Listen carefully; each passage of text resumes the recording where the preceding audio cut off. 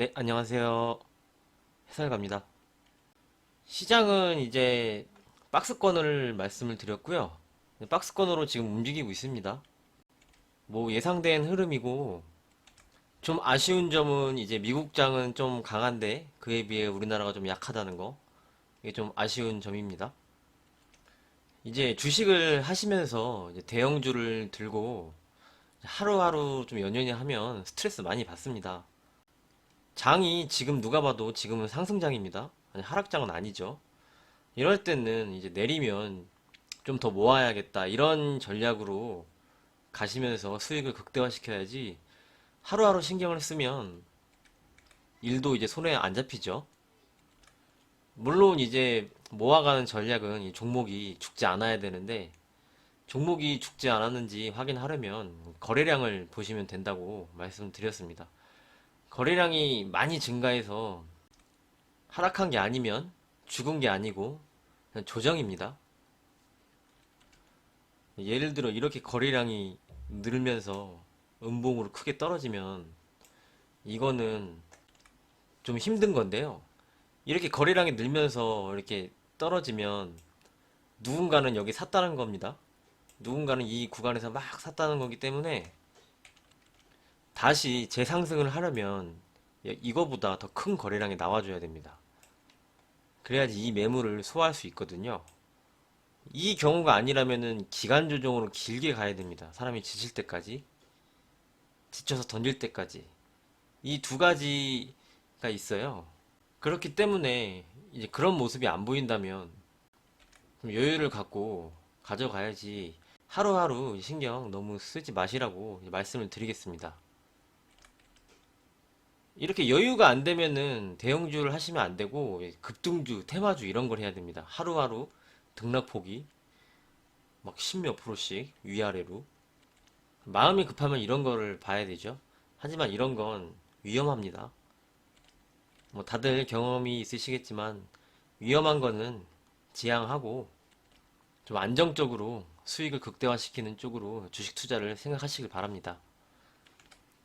시장이 상승장인지 하락장인지 판단하기 어렵다 하시면 이것만 보라고 일단 말씀을 드렸습니다. 이 선물인데요.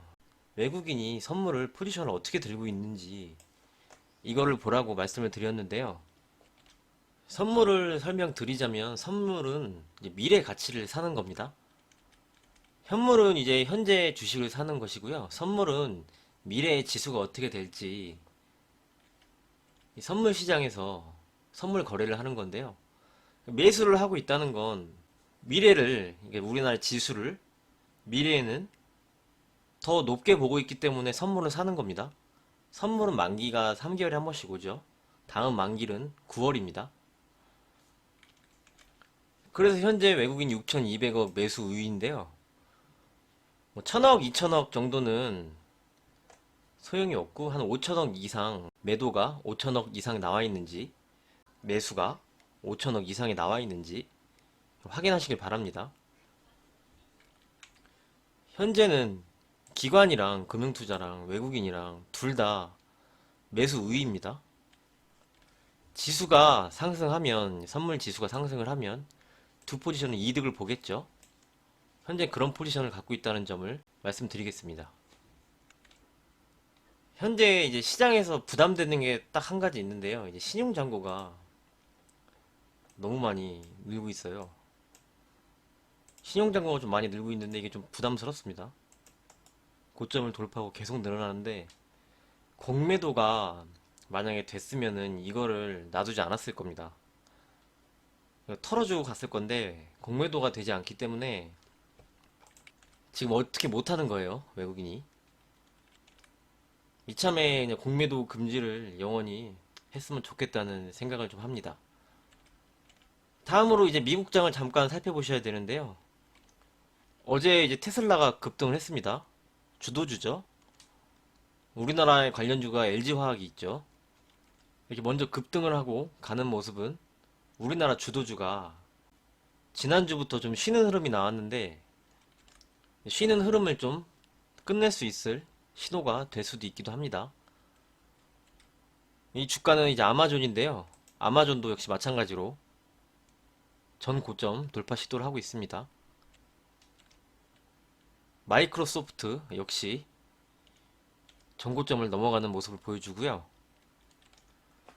페이스북이 이제 광고 중단 때문에 이렇게 떨어지고 거래량이 급증하고 다시 그에 상응하는 거의 비슷한 거래량이 나오고 있습니다. 다음날 바로 나왔죠. 그리고 오늘 추가적으로 거래량이 나오면서 어느 정도 매물을 잡아먹는 흐름이 나오고 있어요.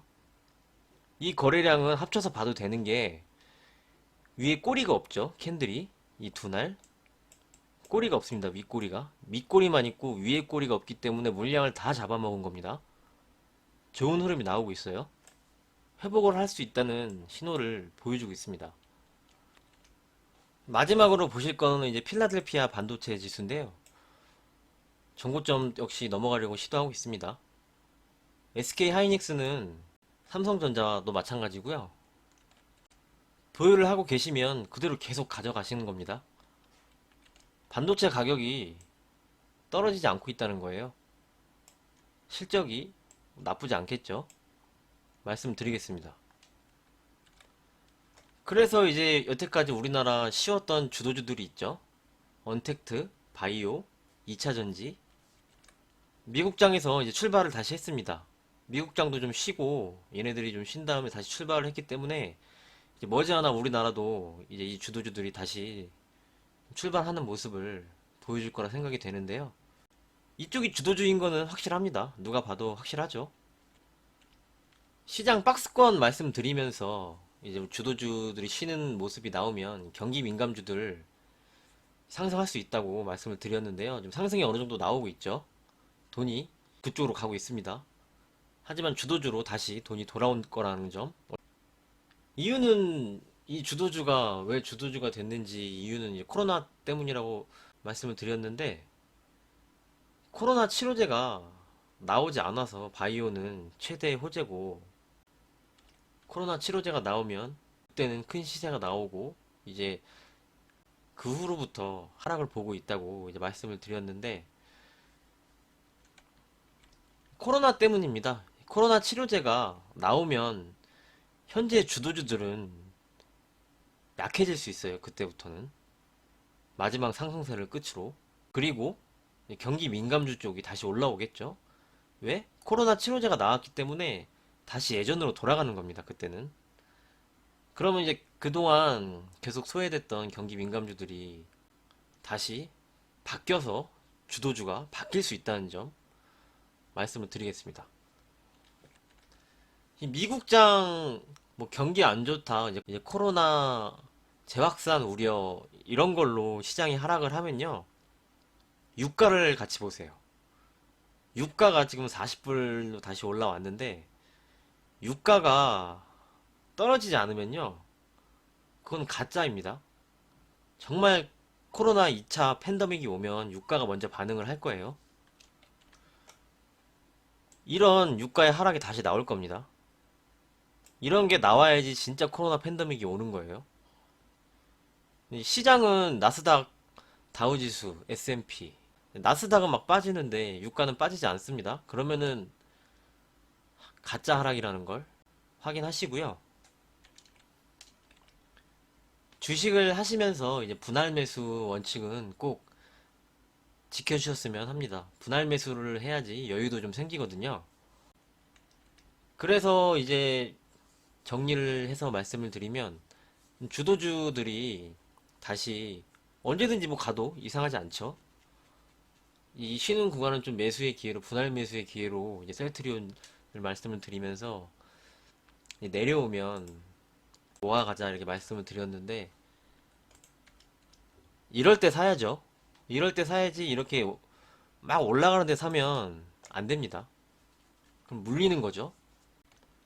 그렇게 모아가고 하락할 때는 상승 후에 기간 조정이 나오면 밑에서는 모아가고 다시 재상승을 하면